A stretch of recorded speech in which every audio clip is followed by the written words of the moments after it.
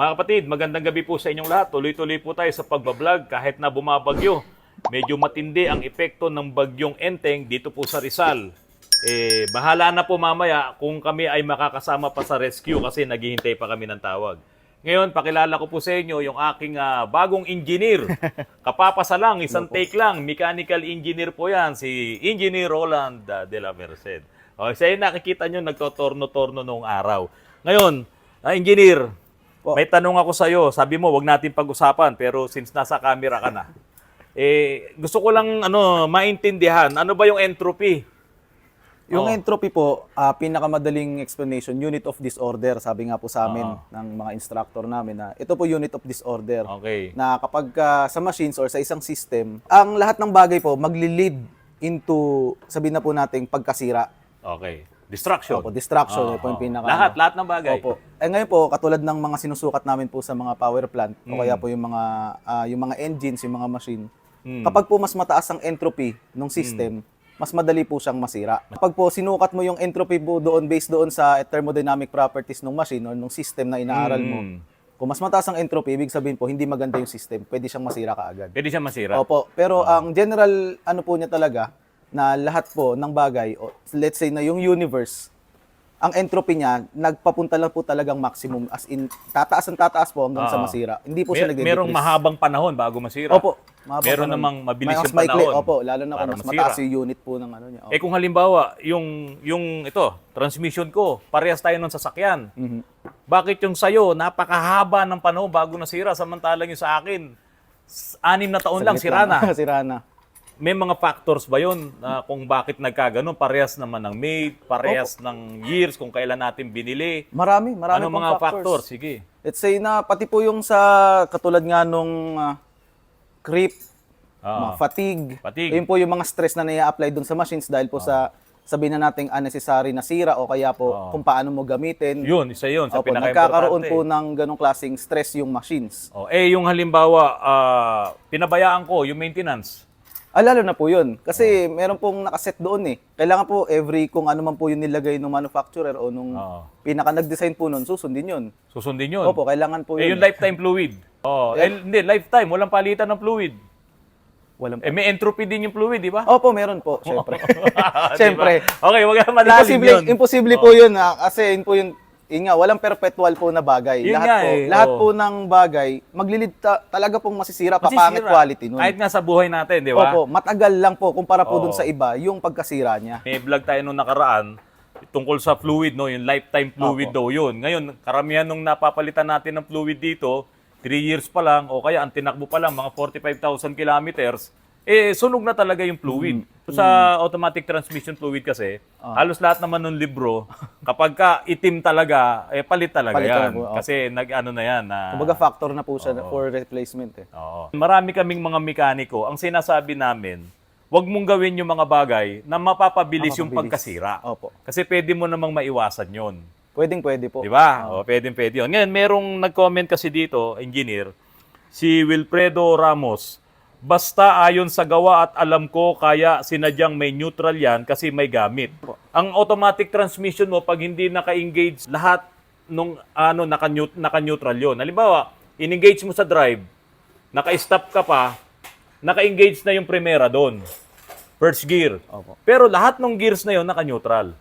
So, isa yun. Tsaka ang neutral kasi, yan yung pagitan nung in-engage mo sa drive at aalis ka doon. Yun yung pagitan. Halimbawa, nasa drive ka, nilagay mo sa reverse, yung pagitan nun, yung neutral.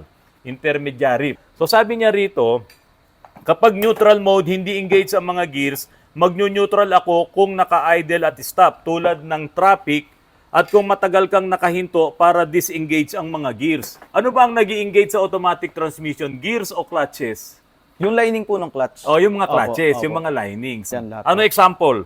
Ito po. Itong input shaft na to. Ayan. Mayroong lining dito sa loob. Gerald, meron dito, di ba? Linings po yan. Oo. Tapos, ito yung mga gears niya, yung planetary gears. Since umiikot na to, pag start mo pa lang ng engine mo, umiikot na to. Ayan, input shaft nga, nakakabit na to doon sa turbine na nasa loob ng torque converter. So, naka-spline yung turbine dito. Pag andar ng makina mo, kapag naka-neutral ka, umiikot din to. Ayan, umiikot yan ganyan. So, hindi lang naka-engage yung clutch. Meron akong clutch dito kanina. Yan. Ito ngayon yung clutch niyan. Yung clutch lining na yan, meron pa yung umiipit dyan. Ito naman. Yan. Umiipit dito. Ganon. Pero ito, naka-spline to. Ito, malalaking spline lang kasi yan, no? Ha? Splines. Malalaking spline. Nakapasok dito. Ayan. Naka-spline naman yan dito. Gerald, ipasok mo nga itong santo. Para makita. I-ganon mo lang, Gerald. Ipakita mo lang.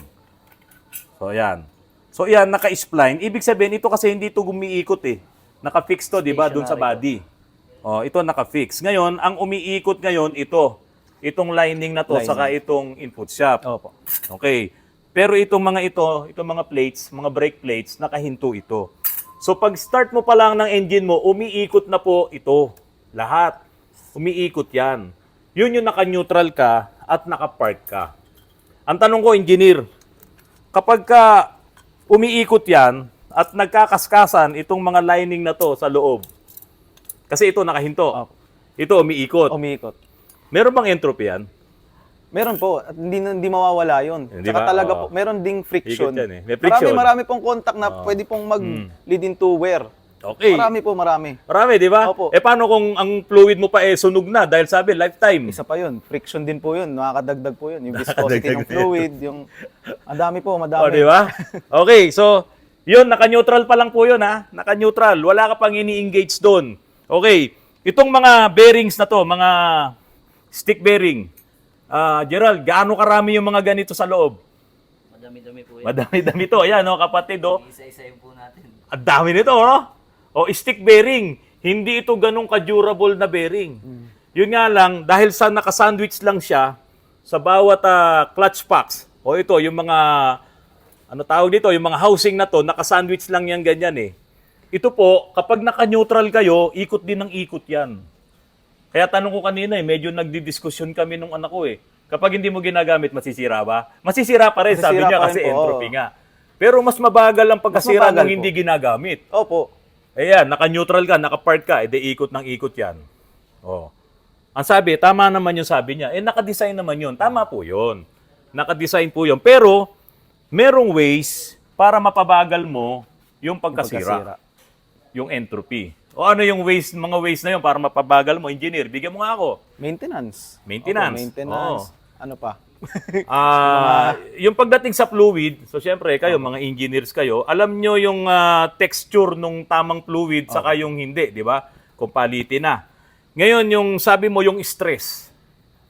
Ano ba ang nagagawa sa torque converter kapag ka matindi yung fluid coupling? Sobrang tindi. Mainit ba yun? Mainit po yun, chef. Gano'ng kainit? Depende yun, pero sobrang init po yun. Kasi abang umiikot po yun. Yung bang nagtatransfer yung init 350 degrees Fahrenheit, gano'ng kainit yun? mainit-init na po yun. Mainit yun. Opo, above boiling Sa point. tubig yun, above boiling point Above yun. boiling point na po yun. Di ba? Yun yung isa sa pinaka-maximum ng torque converter. Ngayon, kapag umabot sa 350 degrees Fahrenheit, yung init na napuproduce ng torque converter, yung kapag ka talagang nagtotow na siya na matindi, kapag umaandar na siya, halimbawa, yung grandiya mo, punong-puno ka ng sakay, tapos talagang binibirit mo pa sa primera. Ay, lalo na yun. Ang tindi nun. Opo. Di ba? Pag umiinit, pwedeng masunog yung fluid. Kaso, hindi mo naman mache-check, lalo na yung mga bagong sasakyan ngayon, wala nang dipstick. Opo. Wala na po. Walang na mga dipstick. Wala, hindi mo talaga makikita. Wala kang makikita. Hindi ka tulad ng mga luma na may Opo, yung mga dipstick luma pa. talaga, Oo. opo. Iangat mo yung dipstick na ganun, tignan mo yung fluid. Uy, sunog na. Magpapapalit ka ngayon. So, isa yun. Ano pa, engineer? Kung ano po yung binigay na requirements na ano na talaga, halimbawa yung mga fluids po na lubrication, lubrication, lubrication, oo. cooling system, kung Oo. ano po yung inilalagay na cooling system. Isa pang dahilan kung bakit inalis nila yung dipstick, kasi nga masyadong complex yung mga, ano ba yung complex? Complex. Hindi ganun kadali Komplikado. po intindihin. Opo, complicated. Opo. Masyadong complex yung mga bagong transmission ngayon. Ayaw ng mga manufacturer, kasi tayo, nagpapaka-doktor tayo sa sasakyan natin. Hindi na tinatawag na self-doctoring yung mga transmission. Hindi, mekaniko ako. Ito naman bibilan mo na auto supply. Ano ba ang ATF nito? Ito, pwede to. Gaganunin yung auto supply. Makabenta lang. Mali. Ngayon, kung may dipstick ka kasi, i-drain mo, tatanggalin mo yung dipstick, maglasalin ka ng ATF, ade, napalitan mo ngayon ng maling fluid. Tapos, yung pagsukat sa ATF, ganun din. Hindi mo masusukat kasi maraming mga ways, yung mga walang dipstick ngayon, may mga tawag dito, may mga paraan para ma-eksakto mo yung fluid. O, Gerald, ano yung ginagawa natin sa mga yung mga walang dipstick? Mga modelo, sir. Oh, modelo. Bali po may dalawang drain plugs po doon sa ilalim. Oh. Ngayon, kung susukatin natin yun, sir, Oo. ang tatanggalin natin yung may naka-level po yun. Oh, may ano yan, parang Yung sa oil pan niya, Oo. may parte doon na mas mataas. Oo. Doon po tayo mag-gauge. Kailan mo gagawin yun? I-gauge po natin yung pag umaandar. Pag umaandar Hindi po pwedeng at mainit na. at mainit. Bakit kailangan mainit? Para po lahat ng pumasok na siya sa lahat ng clutches. Oh, Itong anong mga ginagawa mo clutch para po. pumasok? May ginagawa ka pa doon. I-engage po natin sa lahat ng cambio. Isa-isa. Pasok po natin at least mga 20 seconds Oo. kada cambio. Pero bakit kailangan mainit? Ano po, kailangan po rin po yun. On the spot, Bakit kailangan mainit? Ano po? Hindi mo na para ito makakalimutan. Para po makuha niya yung normal operating temperature. Oh, Tama. Kasi kapag ang fluid kasi, ang ATF, kapag umiinit, nag-expand. Apo. Lahat nag-expand. Lahat ng minute nag-expand. yun. So ngayon, kung sinukat mo siya ng malamig, ade kulang. Ang gagawin ngayon, itong mga nagdudunong-dunungan, lalagyan ngayon ng fluid. Ay, kulang. Nadagdagan ngayon ng mas maraming fluid. Apo. Kaya nung ginagamit mo na, nag-overpressure. Possible overflow. Opo. Oo, nag-overpressure dun sa loob. Sobrang dami ng fluid Opo. Kaya magugulat ka, tumaga sa oil seal, tumaga sa ganito. Bakit? Sobrang dami ng fluid nag-expand. O bakit kailangan mainit bago magsukat? Para makuha yung normal operating temperature. At saka makuha mo yung tamang level. Kasi dumadami yun Ngayon, ito, engineer. Maraming nagtatalo dito bakit doon tungkol sa neutral? When you stop, put it in neutral, but engage the handbrake. Always to go, release handbrake, then start the drive. Hirap. Many driver was just use neutral, but forget to use handbrake. Ngayon ito pa mga kapatid, pag kasi kayo po ay nakadrive na, engineer, umiikot yung turbine, umiikot din to kapag naka-neutral. Pag in-engage mo sa drive, i-engage ngayon yung clutch dito sa loob. Opo. Kasi may magbubuga ng pressure dito Yan. Magdidikit-dikit ngayon yung lining. Pag engage nun, dapat nakapreno ka kasi under yun Opo. Diba? Under na yun. Naka-gear 1 ka doon. Naka-primera ka. So Tulak pag pa nakapreno ka, engineer, naka-stop to. Hindi to iikot. Naka-stop to. Lahat yan, naka-stop yan. Kapag naka-stop, meron bang magkakaroon ng friction sa lining? Wala. Kung hindi po umaandar, walang friction. Di ba? Naka-stop Hindi umiikot to Meron bang friction sa bearing? Wala rin po. May contact pero wala naman relative motion doon So walang friction. Walang umiikot. Walang friction. Pero gumagana yung pump. Ito kasi yung pump Umiikot to. Di ba? Kasama tong umiikot ng impeller. Kaya gumagana yung pump, yung fluid mo ngayon nagsisirculate pa rin. Mula doon sa oil pan, paakyat sa filter, pasok doon sa system, pasok doon sa oil cooler, pasok doon sa torque converter, paikot-ikot siya. Kaya, hindi rin siya mag-o-overheat yung automatic transmission fluid. Ngayon, engineer, halimbawa, tuwing nagdadrive ka, papunta sa Manila, kung saan ka nagre-review, kailan ka pa pumasa? August 27, yun po yung results. Pasado na po yan. Okay.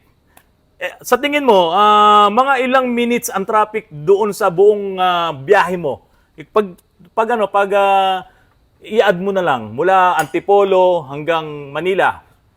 Ilang minutes? More than 30, mga ganun din. 30 minutes yung traffic mo. Opo, yung magkakasama na po yun, more than 30. Pagsama-samahin mo na yun. Kung yung 30 minutes na yun, nakadrive ka lang at nakapreno ka, malaking tulong ba yun doon sa entropy? Mas malaking tulong po yun Kasi hindi sila walang nakahinto po lahat Kumbaga po, ang pinakaano mo lang doon, yung paghinto niya. Yun lang naman po yung kumbaga ang parang isa sa factor na, syempre, lahat nga po nagkakaroon ng wear pa rin.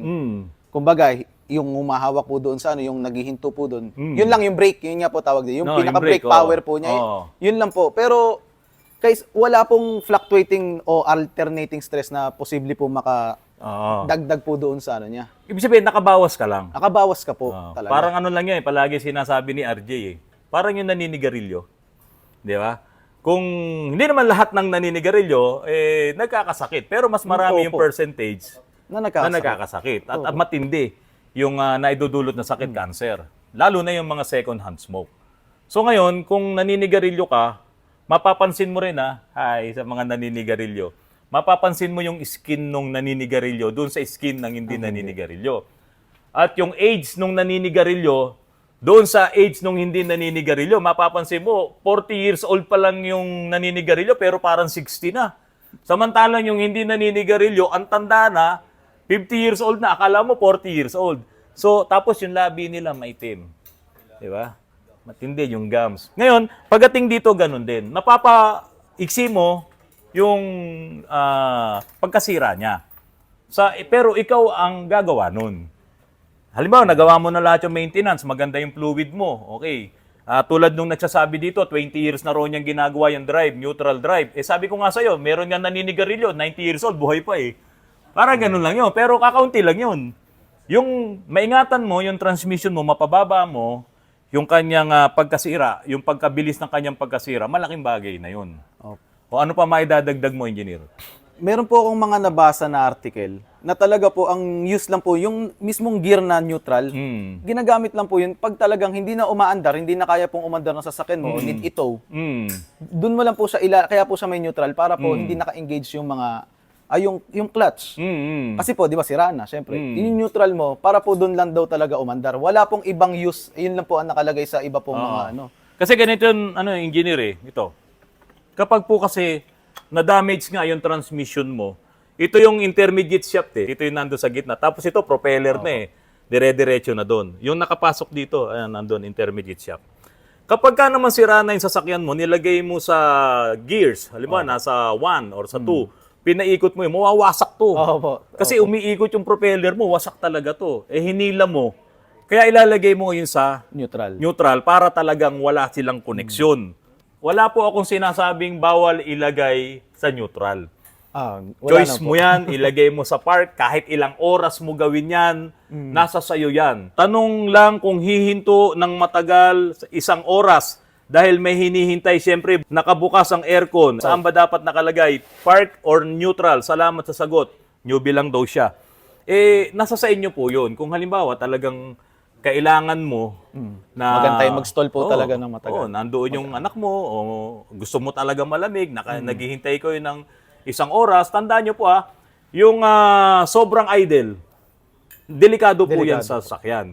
Kaya nga meron kaming bine-break-in dito, yung Pajero na to, kay Ka Cristina, saka kay Ka Jojoy Sweetas, break-in na po tayo. Whole day po yan, pinapaandar natin yan at nilagyan ko muna ng hindi fully synthetic para mabilis siyang maglapat. Kasi pag fully synthetic nilagay mo, talagang napakaganda nun langis, walang friction So ito, kailangan ko ng konting frictions para lumapat yung mga piston ring. So, yun po yung isa sa pinaka-importante, maingatan mo yung sasakyan mo. Pero kung talagang hihinto ka ng matagal, magpapahinga ka doon. Kung gagamitin mo ng 1 beses lang yun, kaunti lang yung damage. Kung lagi po. Napakaliit. Opo, napakaliit. Saglit lang Opo, pero Nakakita ka na ba doon sa tapat ng opisina natin sa GMA? Nakita mo yung mga taxi doon. opo. Pag yung mga madaling nag-aantay- araw, nag-aantay po. natutulog yung mga driver. Gusto mo bang bumili ng X-Taxi? Gusto mo bang bumili yung habang Mga naghihintay yung Grab? Diba? Ang dami na naming ni-repair dito. Ang baba ng kanyang kilometrahe pero ang makina niya laspag. Bakit? Habang naghihintay yun, ay nagpapahinga sila. Magkano lang naman yung 1 litro? Sabihin mo 60 pesos. Yung 60 pesos na yun, ilang oras na nang gagamitin yun para makapagpahinga siya. Opo. Pero yung wear and tear nung makina, malaki. Sa mga... Lahat po ng may contact. Lahat ng may contact. Lahat po ng may contact, may friction. Lahat ng gumagalaw. Lahat ng gumagalaw. Opo, talaga pong magkakaroon ng transfer of energy doon at na pwede talaga po siyang makasira. Oo. Tapos hindi mo na monitor dahil hindi naman gumagana yung gauge nung ano. Hindi mo na po makikita. Hindi mo makikita. Kaya mga kapatid yung may mga ganyan sasakyan, pagdating ng 5 years, binebenta nila Tapos pinipihit pa nga, pinipitik nila yung mileage, yung kilometrahe. Kasi once na malaman mo na mahaba yung kanyang mileage, mataas yung kanyang mileage, hindi mo bibilin Ganon din sa transmission. Para mapababa mo, makabawas ka lang ng konti at maidagdag mo kung gusto mong pagtagalin yung transmission mo, yung sasakyan mo sa'yo, pag naka-traffic, okay lang, lagay mo sa drive. Ilagay lang sa drive. Di ba? Ngayon, kung sinasabi mong pagod na yung paa mo, huwag ka mag-drive. Hinto mo na lang. Hinto mo na lang. Hinto mo na lang. Pagparada ka po muna, pahinga ka. Pahinga ka muna. Ngayon, kung talagang hindi mapipigilan, nasa sa inyo po yan. Di ba? Wala namang problema doon. E di kung masisira, edi pagawa mo. Oh. Tulad ng mga nagawa natin dito, nasira na yung kanila. Ito, example na to. Oh. Sira ang automatic transmission. Sa araw-araw, ang dami. Ayan, meron pa rito. Tulad nito, engineer, pakita ko sa'yo. Ako nang bababa dito. Oh. Oh. Ito ba, mapapababa ba ang entropy nito? Ha? Bulok ang fluid, Wala oh. Oh. Sunog na. Sunog na, bulok pa. Oh. So, ganyan po ang mangyayari kapag hindi natin naalagaan ang ating automatic transmission. Wala po akong sinasabi na mali kayo, drive, neutral drive. Mali. Wala po akong sinasabing ganun. Pero syempre, ito, tignan nyo po ito. Tignan nyo po yung galaw ng mga linings na yan. Drive, neutral. Every time na huminto ka, neutral. Every time na abante, drive. Tignan nyo po. Meron akong video yan. Tignan nyo po yung galaw niyan. Sabihin nyo ng kayo yan. Miat maya, gumaganyan kayo. Mapapagod din kayo eh. Hindi lang yun. Naglilid pa po yun sa yun nga po yung stress dun sa Yun yung sa stress. transmission. May stress po talaga yun.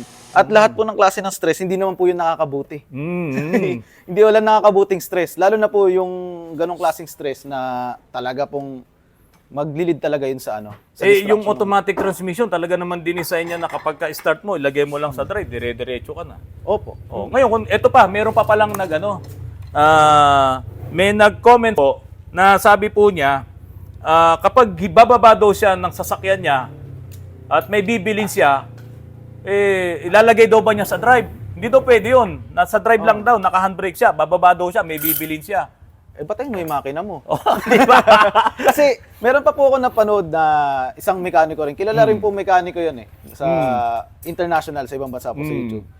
Kung kung sa tingin mo po, halimbawa, bababa ka na sa sasakyan mo, magtatagal ka, o kahit po sabihin natin may tao po doon, o mag-stall ka doon, ilagay mo sa park, patay mo yung sasakyan mo. Hindi po kasi nakadesign ng mga sasakyan na nag-stall, na naka-open naka-engage po yung makina, tapos iiwan mo sa park.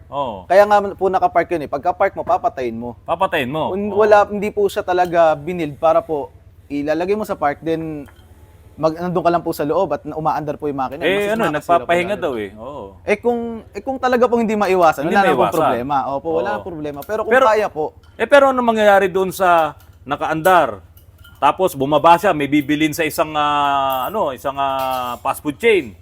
Naka-drive kasi sabi raw ni Autorans, ilagay daw sa drive. Ano kayang violation nun?